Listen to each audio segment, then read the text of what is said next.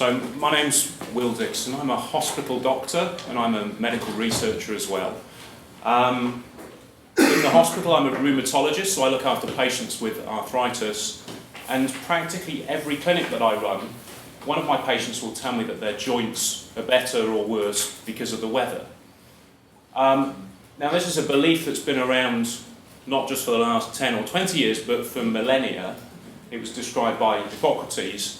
And yet, if you go into the scientific literature, people have tried to study this before, but nobody's ever worked out what it is within the weather that influences arthritis or other chronic pain conditions. So my background in medical research is that I'm an epidemiologist, so epidemiologists look at the causes and determinants of diseases in populations. And when you go back to the health literature, it turns out that one of the reasons why people haven't worked this out before is often because the studies have been small. Often the data quality is imperfect, so they've summarised weather into a season, so is pain better or worse in the summer compared to the winter. And often they take just a snapshot of the weather on a single day rather than looking at changes through time. So I was wondering how we might solve this in the 21st century. Raise your hands if you own a smartphone. So almost all of you have a smartphone, and using the ingredients within the smartphone, we came up with this project called Cloudy with a Chance of Pain. I think King's going to put it up here. And the idea is that we were going to ask lots of people to report their symptoms on a daily basis, but then use the GPS within the smartphone to pull the hourly weather data local to where they are. So we get high quality data from lots of people. We were hoping hundreds, maybe even thousands, and then we can analyse this rich data that's collected longitudinally through time. The challenge for us in doing this, though, was that we wanted large numbers of people taking part, so we wanted mass participation, and we wanted to study the changes in their symptoms over many, many months, so through the seasons. So we needed big numbers, and we needed people to stay engaged.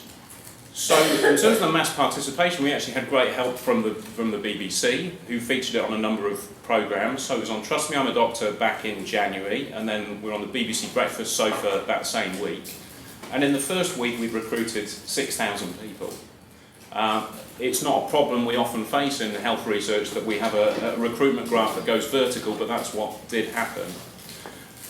So fantastic success in the numbers of people taking part. We now have over 12,500 people joining the study. But for the engagement, how do you get people to enter data every day for 6 months? So as we were designing the study, we tried to build in as much as we possibly could to keep people engaged. So that was a daily prompt to enter the symptoms on your app. So you get a notification in the evening to enter your symptoms.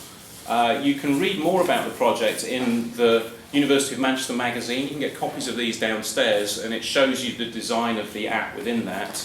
I can show you briefly what it looks like. So it's like a flower, a motif, and you can scroll each of the petals and you score 10 different symptoms day to day. So we had daily prompts. We then have weekly newsletters, and Rebecca at the back sources information for this every week and sends out an email to all of our 12,000 participants. You're able to see your own symptoms within the app, but you can also compare your symptoms to that of the rest of the community online, so you can log in and see how your pain compares to others. We've done lots of public engagement activities and talked at science festivals and other places. But I guess the reason I'm here today is because we've also been running a citizen science project as part of this.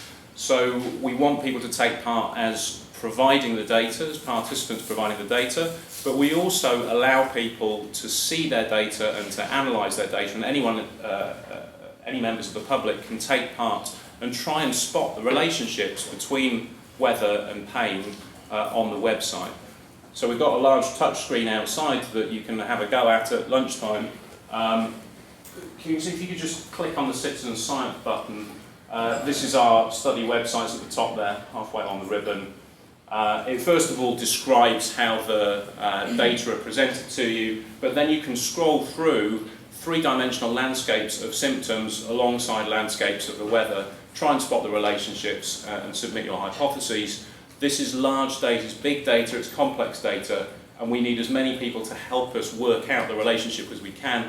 If citizens can focus in on what they think is the relationship, that will allow us to start in a better place than not knowing what it is within the weather. It could be a whole number of different things.